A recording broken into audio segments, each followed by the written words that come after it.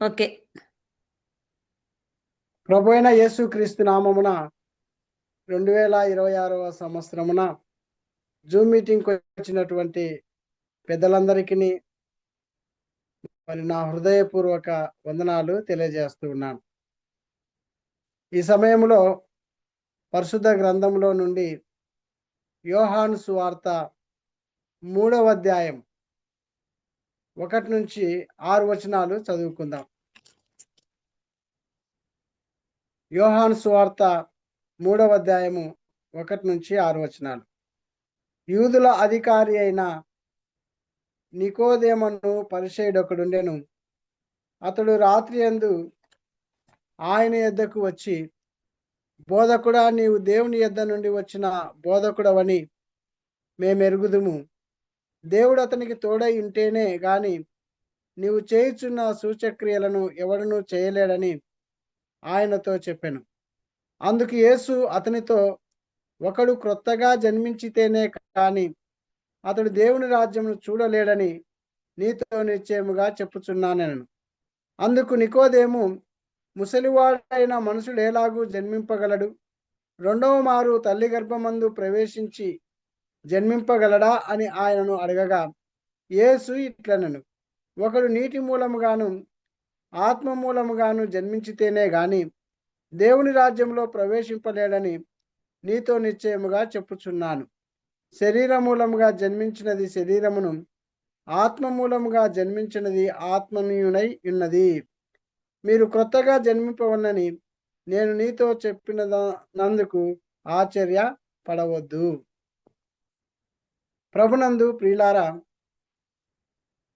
ప్రభువైన యేసుక్రీస్తు యోహాను సువార్త 4వ అధ్యాయంలో యేసు ప్రభు సమరయ స్త్రీని వ్యక్తిగతముగా దర్శించి రక్షణ మార్గంలోనికి నడిపించినాడు.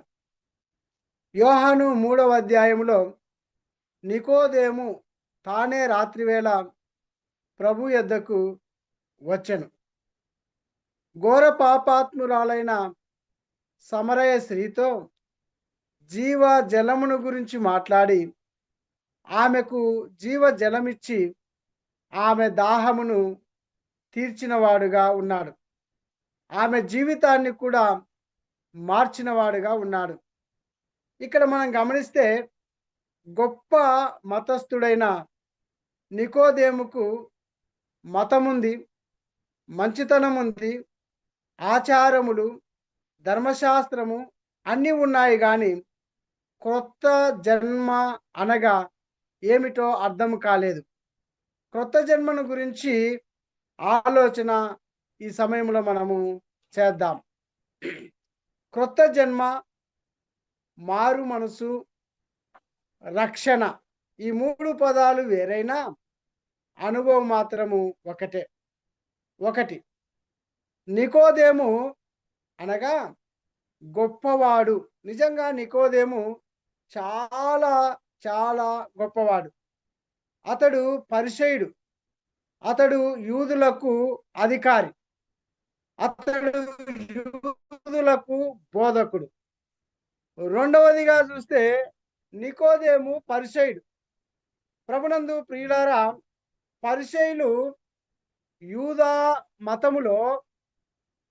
మతములో చాలా నిష్ఠ తెగకు చెందినటువంటి వారు, సున్నతి పొందినవారు, ధర్మశాస్త్రమును తూచా తప్పకుండా పాటించేటటువంటి వారు, పండుగలు చేసేవారు, దశమ భాగాలు ఇచ్చేవారు, ఉపవాసమును ఆచరించేవారు. పరిసయ్యులను మరి శాస్త్రులను వేషధారులని ప్రభు ఖండించను. అయితే నికోదేము అలాంటి వేషధారి కాదు. నిజంగా నిష్ఠ, నీతి, నియమాలు కలిగినటువంటి వాడు నికోదేము, ధర్మశాస్త్రాన్ని పాటించేటటువంటి వాడు. మూడవదిగా చూస్తే నికోదేము అధికారి, అనగా యూదా జాతికి నాయకులైన 70 మంది సన్హెడ్రిన్ సభలో ఒకడుగా ఉన్నాడు. ఒక సెనేటర్గా, అతడు ఉన్నట్లు మనము చూస్తూ ఉంటున్నాం. మరి ఇతడు గౌరవనీయమైన ఒక అధికారి, నాయకుడు, ఒక మత పెద్ద కలిగినటువంటి వాడుగా ఉన్నాడు. నాలుగవదిగా నికోదేము బోధకుడు, అంటే ధర్మశాస్త్రము ప్రజలకు బోధించేటటువంటి వాడు, అనగా ధర్మశాస్త్ర పండితుడు. నికోదేము ముసలివాడు, అనగా అనుభవము కలిగినటువంటి వాడు, ధర్మశాస్త్రం బాగా ఎరిగినటువంటి వాడు, దాని ప్రకారము జీవించినటువంటి వాడు, దానిని బోధించినటువంటి వాడు. ఇతను వేషధారి కాడు, యథార్థమైన దైవభక్తి కలిగిన వాడు నికోదేము. ఐదవదిగా నికోదేము రాత్రి వేళ ప్రభువు దగ్గరికి వచ్చెను. రాత్రి వేళ ఎందుకు వచ్చెను? ఖచ్చితంగా మనకు తెలియదు కానీ ఖచ్చితంగా మనకు తెలియదు కానీ ప్రజలకు భయపడి మరి రాత్రి వేళ వచ్చాడేమో ప్రభు దగ్గరికి. ప్రభువును బోధకుడా అని సంబోధించినట్లుగా మనం చూస్తుంటున్నాం. లేక రాత్రి వేళ ప్రశాంతంగా ప్రభువుతో మాట్లాడవచ్చునని వచ్చాడేమో. మొత్తానికి ప్రభువును బోధకుడా అని సంబోధించాడు. నీవు దేవుని యొద్ద నుండి వచ్చిన బోధకుడు అన్నాడు. అంతేకాకుండా దేవుడు నీకు తోడయింటేనే గాని నీవు చేయుచున్న సూచక్రియలు చేయలేడు అన్నట్లుగా మనం చూస్తున్నాం. నిజంగా నికోదేము బోధకుడే గాని క్రీస్తు ప్రభువు దేవుని యొద్ద వచ్చిన బోధకుడు అని మనం చూస్తున్నాం. యేసు ప్రభువును దేవునిగా, యేసు ప్రభువును దేవుని కుమారునిగా, మెస్సయ్యగా ఈ నికోదేము గుర్తించలేకపోయాడు. కేవలము బోధకుడను మాత్రమే గుర్తించినట్లుగా మనం చూస్తుంటున్నాం. క్రీస్తు ప్రభు దేవుని యొద్ద నుండి వచ్చిన బోధకుడు. క్రీస్తు ప్రభు బోధలు వినగోరి ఇంత గొప్పవాడు రాత్రి వేళ ప్రభువునొద్దకు వచ్చెను. అనేక మంది శాస్త్రులు, పరిసయ్యులు ప్రభు వద్దకు వచ్చారు. ఎందుకు వచ్చారు అంటే చాలా మంది తప్పులు పట్టడానికి వచ్చేవారు. కానీ నికోదేము హృదయములో ఏదో కొరత గలవాడై ప్రభు బోధలు వినగోరి ఆశతో, ఆసక్తితో ప్రభు సన్నిధికి వచ్చినట్లుగా మనం చూస్తున్నాం. కొందరు వెతుక్కుంటూ వెతుక్కుంటూ వెతుక్కుంటూ ప్రభు దగ్గరికి వచ్చిన వారుగా ఉన్నారు. కొందరేమో మరి కొందరి దగ్గరికేమో యేసయ్య వెతుక్కుంటూ వెతుక్కుంటూ యేసయ్య వారి చెంతకే వచ్చినట్లుగా మనం చూస్తుంటున్నాం. యేసు ప్రభు చాలా సూటిగా, తేటగా నికోదేముతోనున్నటువంటి కొరతను తెలిపినటువంటి వాడిగా ఉన్నాడు. అనవసరమైన ఒక్క మాట కూడా అతడు మాట్లాడలేదు ప్రియులారా. నిజంగా నికోదేముతో ఏమంటున్నాడంటే, నీవు క్రొత్తగా జన్మించాలి, లేకుంటే నీవు దేవుని రాజ్యమును, దేవుని యొక్క రాజ్యమును చూడలేవు అని చెప్పినట్లుగా చూస్తున్నాం. అనగా నికోదేము పరిసయ్యుడు, బోధకుడైనా, అధికారి అయినా, మత నిష్ట గలవాడైనా, సున్నతి పొందినవాడైనా, ధర్మశాస్త్రం పాటించువాడైనా, నీతి నియమాలు పాటించువాడైనా క్రొత్త జన్మానుభవము నికోదేముకు లేదు ప్రియులారా. కాబట్టి దేవుని రాజ్యము చేరే అర్హత లేనివాడుగా నికోదేము ఉన్నాడు. ఇంత వయసు గల వృద్ధుడైన, ధర్మశాస్త్ర పండితుడైన రక్షణ పొందలేదు, తిరిగి జన్మించను లేదు. అయ్యో, ఎంత విచారకరము! నేటి దినాలలో ఇలాంటి వారు ఎంతో మంది ఉన్నారు ప్రియులారా. మతమున్నది, మంచితనం ఉన్నది, భక్తి ఉన్నది, ఆచారం ఉన్నది, కానీ రక్షణ లేదు. తిరిగి జన్మించిన వారు, మారు మనసు లేని వారు ఎలా ఉన్నారంటే మృత వ్యవస్థలో మృతులైన క్రైస్తవులు ఈ రోజుల్లో కోకొల్లలుగా ఉన్నారు. జీవించుచున్నానన్న పేరు మాత్రము కలిగి మృతమైన క్రైస్తవులు ఎందరో గలరు ప్రియుల. ఆరవదిగా మనం చూస్తే కొత్తగా కొత్త జన్మ అనగా చాలా మంది ఏమనుకుంటున్నారంటే బాప్తీసం పొందుట అనుకుంటున్నారు, ప్రభురాత్రి భోజనం ఆచరించుట అనుకుంటున్నారు, చర్చికి వెళ్ళుట, కానుకలిచ్చుట, బైబులు చదువుట, ప్రార్థన చేయుట, పండుగలు చేయుట, ఉపవాసము ఉండుట అని అనుకుంటున్నారు. కొత్త జన్మ పొందినటువంటి వారు ఇవన్నీ చేయాలి. కొత్త జన్మ పొందినటువంటి వారు ఇవన్నీ కూడా చేయాలి. క్రొత్త జన్మ లేకుండా ఇవన్నీ చేసినా కూడా దేవుని రాజ్యము చూడలేరు, దేవుని రాజ్యము చేరలేరు. ఏడవదిగా క్రొత్త జన్మ అనగా ఏమిటో ఇక్కడ యోహాను సువార్త 3వ అధ్యాయము 4 నుంచి 6 వచనాల్లో మనం చూస్తున్నాం. నికోదేముకు క్రొత్త జన్మ అనగా అర్థం కాక, ముసలివాడైన మనుషుడు ఎలాగూ జన్మింపగలడు, రెండో మారు తల్లి గర్భమందు ప్రవేశించి జన్మింపగలడా అని ఆయనను ప్రశ్నించినట్లుగా మనం చూస్తుంటున్నాం. అప్పుడు యేసు ఇట్లా అంటున్నాడు, ఒకడు నీటి మూలంగాను ఆత్మ మూలంగాను జన్మించితేనే గాని దేవుని రాజ్యములో ప్రవేశింపలేడని నీతో నిశ్చయముగా చెప్పుచున్నాను. శరీరం మూలముగా జన్మించినది శరీరమును, ఆత్మ మూలముగా జన్మించిన ఆత్మనై ఉన్నది అని యోహాను సువార్త 3వ అధ్యాయము 5 నుంచి 6 వచనాల్లో మనం చూస్తాం. ఒక మనుషుడు జన్మించవలనంటే, ఒక మనుషుడు జన్మించాలి అంటే తల్లిదండ్రుల కలయిక ద్వారా జన్మిస్తాడు. అలాగే ఆత్మీయంగా జన్మించాలి అంటే నీటి మూలముగా ఆత్మ మూలంగా జన్మిస్తాడు. నీరు అనగా కొందరు బాప్తిసముగా భావిస్తారు, దాన్ని బోధించేవారుగా కూడా ఉన్నారు. అయితే భౌతికమైన నీటికి మానవ హృదయాన్ని మార్చే శక్తి లేదు. మానవ హృదయాన్ని మార్చే శక్తి లేదు ప్రియుల. కొందరు నీటి బాప్తిసం పొందినప్పుడే ఒక వ్యక్తి రక్షింపబడినాడు అని కూడా వాదిస్తారు. కానీ దేవుని వాక్యములో నీరు వాక్యమునకు సాదృశ్యంగా చూడగలము. నీరు వాక్యమునకు సాదృశ్యంగా చూడగలము.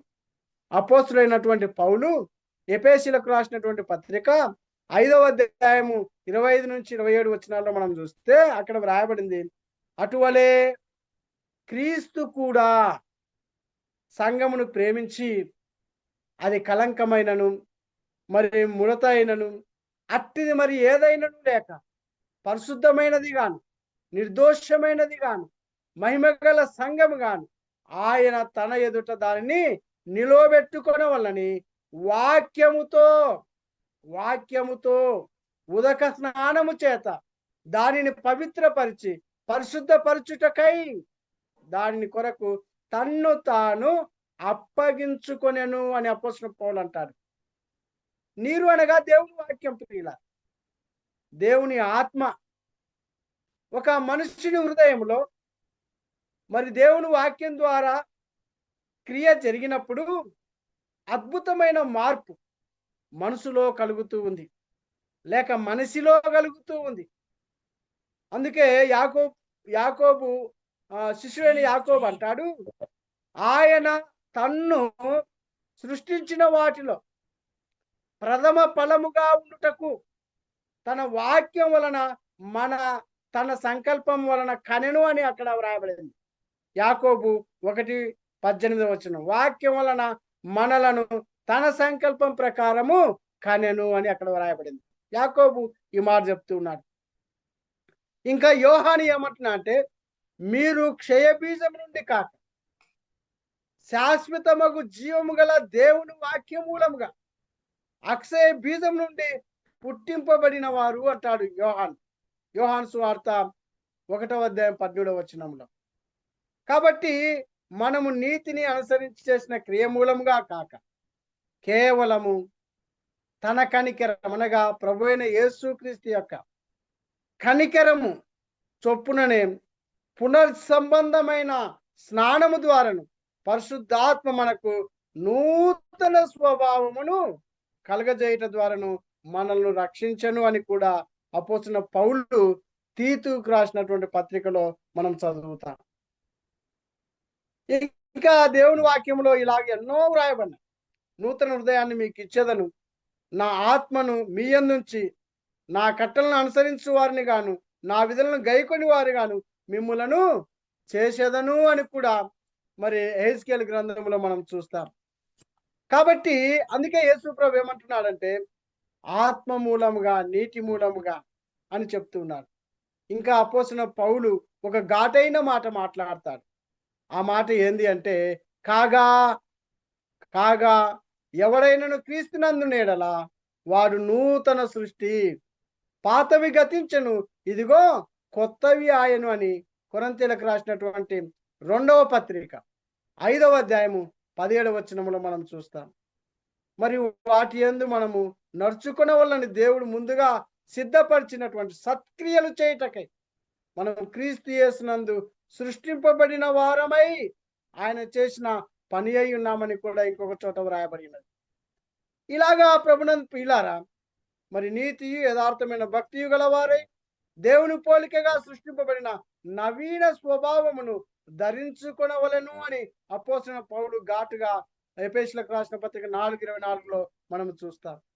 ఇలాగా ప్రభువైన యేసు క్రీస్తు నికోదేముతో మాట్లాడినట్లుగా మనం చూస్తున్నాం ప్రియులారా.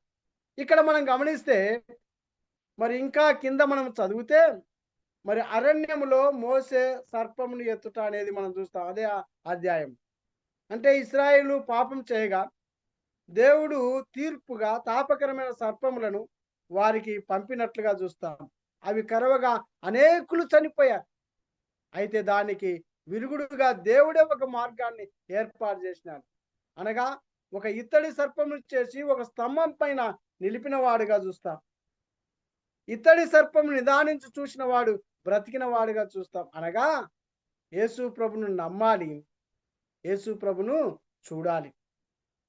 నికోదేము యేసు ప్రభు ఒక బోధకుడిగానే చూశాడు కానీ ఒక రక్షకుడుగా, దేవుని కుమారుడిగా, ఆయన మరి పరలోకాన్ని మార్గమై ఉన్నాడని చూడలేకపోయాడు. ఈరోజు కూడా యేసు ప్రభును నమ్మాలి, ఆయనను మనము చూడాలి, దేవుని వాక్యములో చూడాలి. అప్పుడు బ్రతుకుదురు. అలాగే క్రీస్తు మనందరి పాపముల కొరకే గొలగొతా కొండ మీద ఆకాశమునకు భూమికి మధ్యన శిలువ మ్రాణుపై వేలాడదీయబడ్డాడు. మన శిక్ష ఆయన మీద వేసుకున్నాడు. మన పాపములను, శాపములను శిలువలో మ్రాణి మీద మోసుకున్న వాడుగా ఉన్నాడు. అన్యాయపు తీర్పు పొందిన వాడుగా ఉన్నాడు. మన పాపములను భరించిన వాడుగా ఉన్నాడు. రక్తము చిందించిన వాడుగా, మరణించిన వాడిగా ఉన్నాడు. మరణమును జయించి సాతానును, సమాధిని గెలిచి తిరిగి లేచిన వాడుగా ఉన్నాడు. మరణపు ముళ్ళును విరిచిన వాడుగా ఉన్నాడు. పరలోకానికి వెళ్ళిన వాడుగా ఉన్నాడు. సిలువలో పాపికి రక్షణను సిద్ధపరిచిన వాడుగా ఉన్నాడు. అందుకే యెషయా గ్రంథంలో వ్రాయబడింది, బూదిగంత నివాసులారా నా వైపు చూచి రక్షణ పొందండి అని మనం చూస్తాం. కాబట్టి మరి ఇప్పుడు నేను చేయవలసిన పని సిలువలో యేసయ్య చేసినటువంటి బలియాగమునందు విశ్వాసం ఉంచుటే.